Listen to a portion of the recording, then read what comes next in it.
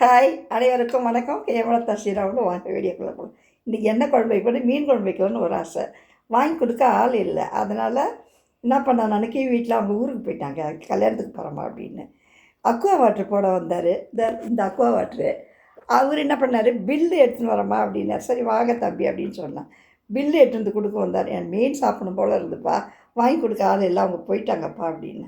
உங்களுக்கு மீன் வேணுமான்னு கேட்டேன். ஆமாம் அப்படின்னேன்.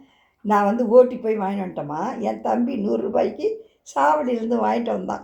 அது அம்மா என்னடா இது பண்ணுறதுன்னு தெரியலன்னு யோசனை பண்ணியிருந்தாங்க. நீ வேறு வாங்கிட்டு அவர் சரி வைமான்ட்டு வந்துட்டோம் போல இருக்குது. நான் சொன்னோடனே எனக்கு மீன் வேணும்ப்பான்னு. சரி எங்கள் அம்மாவை அது என்ன பண்ணுறதுன்னு தெரியல, யோசனை பண்ணிகிட்டு இருக்காங்க, வேஸ்ட்டாக போகுதுன்னு. உங்களுக்கு வேணால் இதை எட்டு வர நீங்கள் 100 ரூபா கொடுங்கம்மா அப்படின்னா. சரி ஓகேப்பா அப்படின்னு ஆஞ்சிலாம் வச்சுட்டாங்க அம்மான்னு. அப்புறம் மாங்காய் வேணும், மிளகாத்தூளில் வண்டு வந்து போச்சு எனக்கு. அதனால் வந்து ஆச்சி மிளகாத்தூள் வாங்கிட்டு வா அப்படின்னேன். இந்த ஆச்சி மிளகாத்தூள் வாங்கிட்டு வந்தாப்புல. அப்புறம் வந்து மாங்காய் கேட்டேன். இதோ மாங்காய் வாங்கிட்டு வந்தாப்புல. மீனெல்லாம் கழுவி கொடுத்துருக்காங்க. நான் மஞ்சத்தூள் போட்டு இதை கழுவி விடுவோம் பாருங்கள். நல்லாயிருக்கா? இதான் மீன். இப்போ குழம்பு தான் கொதிக்குது. இதை வச்சுட போகிறேன் பாருங்கள். இது எடுக்க தெரியல எனக்கு தான் பாருங்கள். தெரியுதா? இப்படி வைக்கணும். ரைட்டு.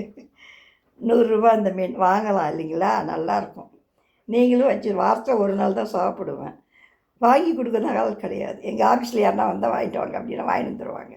அதெல்லாம் ஹெல்ப் பண்ணுவாங்க. இந்த பாருங்கள், இப்போ போய் இதை கழுவிட்டு குழம்பு அதை கொதிக்குது, அதை போட்டு சாதமும் வேவுது, சாப்பிட போகிறேன். நீங்களும் சாப்பிடுங்க. பை